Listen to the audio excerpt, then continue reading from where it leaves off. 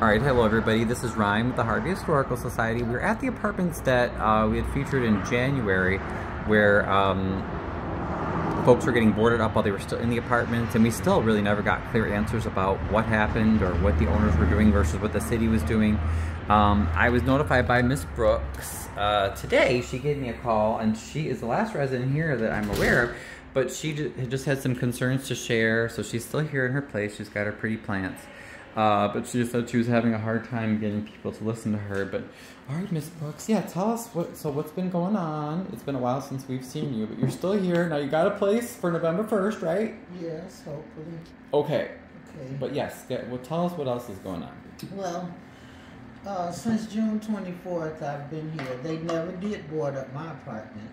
This was the only one that wasn't boarded up, and maybe it's because I am on Section 8. But June 24th, the man that was actually on the TikTok video talking through the plywood that was up before the steel doors were put up, and the man right directly up over me, they were the last two evicted, or they were evicted. They had 2 hours to get out. Okay, when I got a letter or flyer from attorney Melvin Sims, who supposedly is representing the owner or owners. I say that because I don't know who owns this place. Asking me to give my keys up for cash, offer good today. I called and I said, what is this? He said, if you give us your keys and you're out in 4 days, we'll give you $900. A couple of people that were still here, they took his offer. I told him, sir, I'm physically challenged. It's not like I can move anywhere. I need a senior property on a certain floor that will accommodate me and my walker. And I said, so I don't want your offer. He said, okay, well, I'll just evict you. I said, fine, I'm a paralegal by trade. I'm looking forward to a day in court. On May 14th, he didn't show up, and neither did the owners. So the judge vacated the case. I've been here since. Okay, I had ported, and that means I moved my Section 8 housing, affordable housing voucher to Chicago Housing Authority. It's going to move back to the city. Out here, this is the Housing Authority of Cook County, which means you cannot live in a 606 zip code. When I went to look at places over there, I won't even detail what was wrong with those places, but I ended up bringing my voucher back to Housing Authority of Cook County. Okay, so the church, when I called Alderman Tyrone Rogers and told him that the city had threatened to cut the water off August 1st, he called someone and they didn't do it. Okay, at this time, again, I'm only having cold water. Now I got used to taking showers in cold water. In the meantime, he sent a group from a United Methodist Church, I think it was, or is, in Harvey. And this group came, interviewed me, and had told me about a place where I'm supposed to be moving November 1st. But when I did go online and look it up, they didn't have anything available at the time. Okay, so one day, I can't remember what, it's been a couple of months now, my Section 8 worker called me and said that a co-worker of hers had received an email from a friend of hers who was the manager at this place, and wondered if Miss Brooks was still looking for a place or still in need of a place to move to. And could she call me? This was on a Thursday. She called me. I went over there Friday, the next day, looked at the place, saw that I would like to live there. The following Monday, I paid my application fees for the background check and for the apartment, for the application. And what's happened since with that is paperwork that should have been given to the manager wasn't. And as of today, the manager at this senior place still hasn't received the paperwork from housing. So I'm somewhat sad by that. Okay, I Friday got up and discovered that the water had been cut off altogether. There's no water right now in this apartment. And I called the city, and they said they didn't turn it off, that the owners cut it off from the box outside. I've called Operation Push, I've called the Nation of Islam, I've called Salem Baptist Church, where I'm on the rolls as a member. I've called everyone. I even tried to get back in touch with the writer or the reporter who did the story on me in the Sun-Times. Haven't heard from them. I've gone on YouTube and everywhere I could tell my story about how I've been here alone since June 24th. Cold water again, no water now. No one's responded. And no one's acted on this until I decided to call you, Ryan. And just so happened, I don't know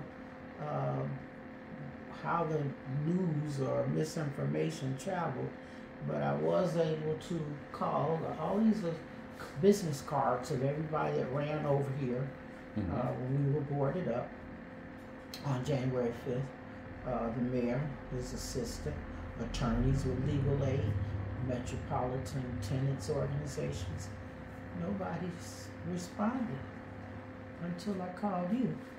And then Alderman Tyrone Rogers did call back to tell me that the water, no, I'm sorry, it wasn't Tyrone Rogers that told me that. When I called him, he said he was surprised that he thought I had moved and I wasn't here anymore. It was Attorney Miller who called me just about an hour or so ago and told me that the attorney, Melvin Sims, who is representing the owner or owners, said that the water would be cut back on tomorrow. I don't know if that's the hot water too, I doubt it, but at least I'll have some cold water that I can bathe in. I haven't had a shower since Thursday. Since this whole thing started, I've been hospitalized because I do have mental challenges. I've had them since I was 10 years old when I did this to myself and caused these 26 stitches. And I'm just home today. That's why I'm in this hospital guard from where I had a breakdown yesterday. And did they ever tell you why you don't have any hot water? I don't understand that. According to this letter that I received from an attorney that was representing me in eviction court, I got this letter on the 8th of October. Legal Aid Chicago. Thank you for speaking with Legal Aid Chicago regarding your housing case. I was informed that the issue with the hot water was corrected by your landlord's attorney, that the delay was due to some stolen copper piping. I attempted to call you on the phone to confirm, but the phone number I have for you no longer works, and that's why he had written me. Because there's no mail delivery out here, I have to go and pay someone to pick up my mail, and I didn't receive this. But they still didn't turn, so they said it was because copper was stolen, but they still never turned the hot water back on? No. No. And then I noticed you have a space heater running, so what does that mean? Does the heat not work? The heat has never worked in this apartment. Okay. And the that should former be manager that used to live next door, Mr. Dixon, and his wife, Catherine, witnessed when one night, and this is on my old Facebook page, the space heater that my sister had bought me caught fire in my room. It set off sparks. I just happened to wake up and smell it. So I brought it out here, And at 9 o'clock was when Mr. Dixon would open the laundry room. I'm pointing to the door that goes to the basement where the laundry room is. And I called him and I said, hey, this heater caught fire last night. And he plugged it in right here. Same thing happened. It shot out fire. So of course I had to get rid of it. My sister sent me this one, another one, and then the one in my bedroom. A lawyer that I used to work for sent me that one. But they've never fixed the building heat, and they has haven't turned the hot water back on. The heat has never worked in this apartment, and I moved in here March 19, 2020. The only thing this building really has done for me, when I suffered the brain tumor, they built me a ramp outside at my request, and they put grab bars in the bathroom for me.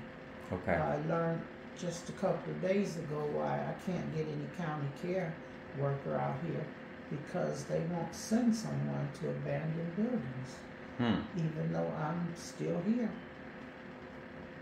So my place has to be dirty. I don't like dirt.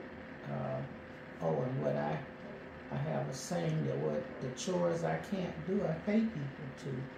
I've spent $80 just to have my laundry done in the past week. I paid a lady $40 each time to wash my clothes, in addition to the money I use. Another hold up with moving to this senior building, they wanted 6 months of my bank statement. And when the bank printed it out, all they show is Zales and the amount. They don't show if they were Zales you paid or Zales that was sent to you. So I had to email a letter explaining that the Zales rather, were Zales that were loans. And if they looked at my, on the 3rd, when I received my income from Social Security Disability, my only income monthly, they would see that if they were to look and do a forensic check, and any of my recipients would tell you, at 5 o'clock, I'm sitting right here in this chair at 5 a.m. Selling people that I owe or owed for that month. Okay, give me. And I'm being totally honest, I'm not embellishing anything. I don't have a reason to, because I'm smart enough to know that if you tell a lie, you have to try to remember it. Right. But if most people that know me, especially on Facebook, I document everything with pictures. I keep files. That file cabinet is full. There's 2 folders on the top there. Are everything to do with this apartment, and I have a file on housing. All of the rent receipts is in a blue folder. And we saw, or most of us remember the news in January that the mayor came, met with you here personally, did an interview. So how has how has it been communicating with the mayor and his staff? Have they been helpful to you throughout this process? How has that gone? When I called them on Friday, I called the city first to ask them why they cut my water off. Because when they sent a notice that August 1st they were going to cut it off, and I called Alderman Tyrone Rogers, he called someone or did something, and they said, he told me that they weren't going to cut it off August 1st, that that he wasn't sure how much longer it would be on. Okay, so Friday when it was cut off altogether, I called the mayor's office. His assistant said, well, I learned that, I asked her to stay on the phone with me because she wanted to transfer me to the water division. And I said, no, I've spoken to them already. She said, well, aren't you a squatter? I said, well, I don't know. You can ask the Housing Authority of Cook County if I'm a squatter. I mean, do they let people squat in apartments that they're paying the portions of the rent for? I said, I'm not a squatter. I'm someone that's fallen between the cracks, as they would say. And no one's shown me any kind of care or respect. And what did the mayor say when he was here in January? Did he promise to do anything for you? He said right here, I can show you a picture on my phone. He said on that chair right that was right here, and said that, okay, Channel 5 was filming me. They were over here, and he came to my window, and I thought he was a preacher because he had on a suit and this kente cloth around his neck. And I said, excuse me, they're filming me. He came on in, he said, I'm the mayor. I said, and? He said, well, and he sat down, and he said, I'm here to check on my tenants. So I don't know if that was a Freudian slip or not. Who owns this building? Do you own this building that you were checking on your tenants? And he told, all the news media was out here around that same time. Channel 7 was outside. I think Sean Lewis with WGN had come in later. But he told Channel 5 that he would like to speak with them outside. And I don't know what he said, but I said it's just a photo op, that's all. And I have a picture with him, a picture with his assistant. Everybody that came in and left me a card expressing their concern. To this day, I still don't know who owns the place. They said it was somebody named Jay Patel and Henry Cho, I think is his name. So the city didn't reach out after January to clarify or to give you any other sort of help or assistance, or did they? You did say that Alderman Rogers recently checked to make sure that the water got turned back on. No, no. In August? No. August, about September something. I get this notice saying that on August 1st, the water was going to be cut off. And that's when I called him and I said the city is threatening to cut the water off. Again, I'm already doing without hot running water. So he made a call and then he called me back and said that they wouldn't be cutting it off. But he didn't know how long it would be on. Okay. And when I spoke to him today, he said he didn't even know that I was still here. I have a habit of leaving my kitchen light on. I don't close those blinds. I just started closing the front one because someone broke my window and attempted to get in here at 2:30 in the morning.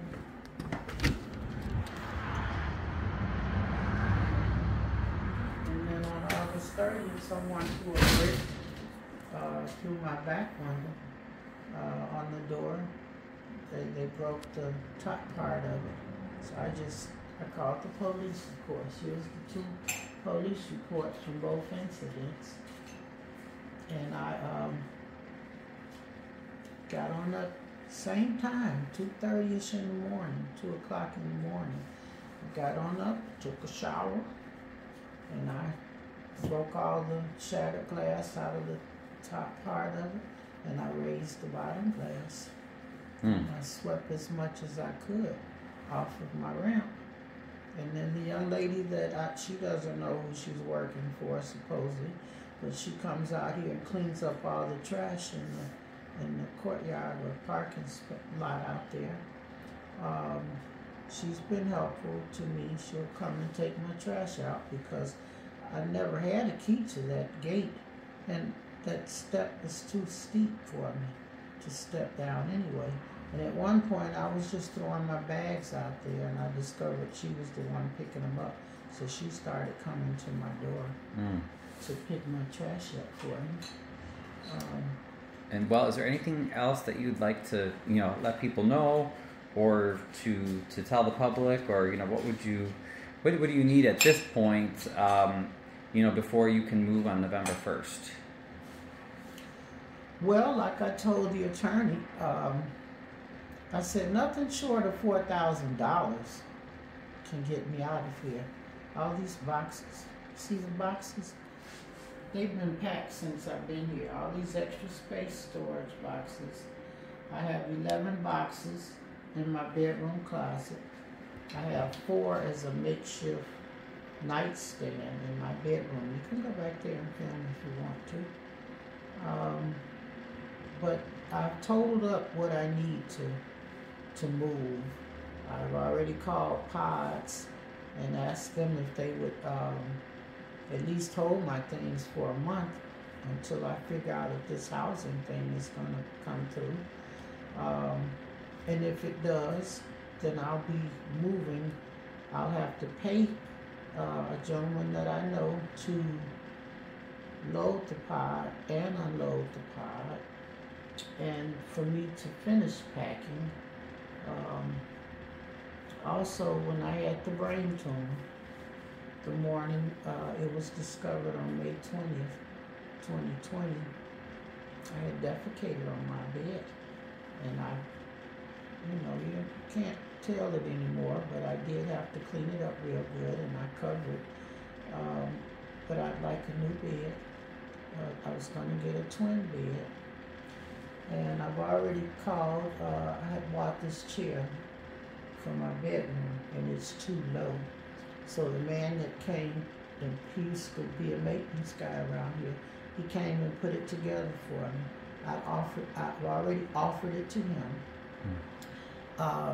My move is going to be a good 3-day process because I need to get my plants out of here first, and I'm not going to take all of them. I don't want to crowd my new place out with my 23 now babies, as I call them. But the reason why it's going to be a 3-day process, because every now and then I see roaches, and I don't want to take the roaches to my new place with me. So I was going to move my plants out and then set foggers off in here. The reason I thought about the chair, I told him he could have the chair if he would take all of my boxes and stage them, on the floor. And I'm going to punch holes in the boxes and open up everything, cover it with a tarp, and leave a fogger, or leave foggers in this entire apartment. Before you move it over. Yeah. So ideally before you move, you would like hot water, heat, and then something for moving expenses. Is that, am I saying it right? It's not going to work here. It hasn't worked here. Mr. Dixon told me, the former manager, and I'm pointing next door because that's where he lived before he left the homeless and didn't tell him and moved to Las Vegas. But yeah, no, the heat's never worked here. This has never worked. And he told me it didn't work. When I moved in here, he was kind enough to tell me. He didn't tell me that someone had been killed in this apartment, but that's another story. But the heat has never worked, and I had to use my space heaters, which this one stopped working on one side. Yeah. So where I'm moving to has central heated air. Good. A little 1-bedroom. Well, we're happy to hear at least you have a place for November 1st. Yes. But until then, you're asking again for, you really should have heat, you should have hot water, and you're requesting some help with the moving expenses. Yeah, which I thought Catholic Charities would be able to help me, but they're not doing help out here anymore, I found out. They have something now with the State of Illinois Department on Aging.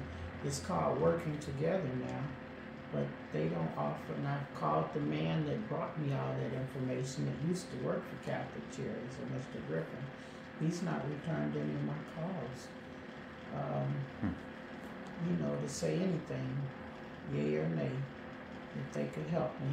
And the judge that I used to clerk for when I worked for Cook County sent me 14 bottles of water. That's, I'm pointing to the the table over there where 6 of them are, and then there's 6 on the kitchen counter, and then I have one in the bathroom, and the one there that I wash my hands with. Yeah. And hopefully, you said hopefully they'll turn your water on tomorrow. Yeah, so keep us posted. I'm going to restart chemo tomorrow. And I would like to bathe before I go to the doctor's office. Right. Haven't had a shower since Thursday.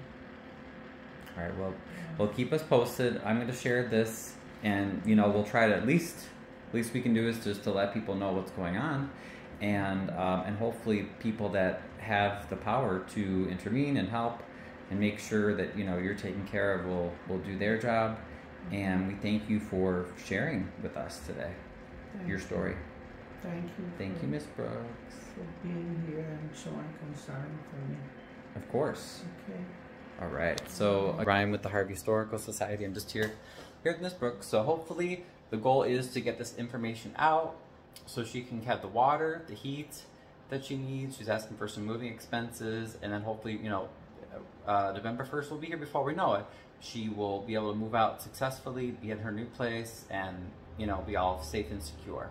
So please share this video, and hopefully she'll get the help that she needs.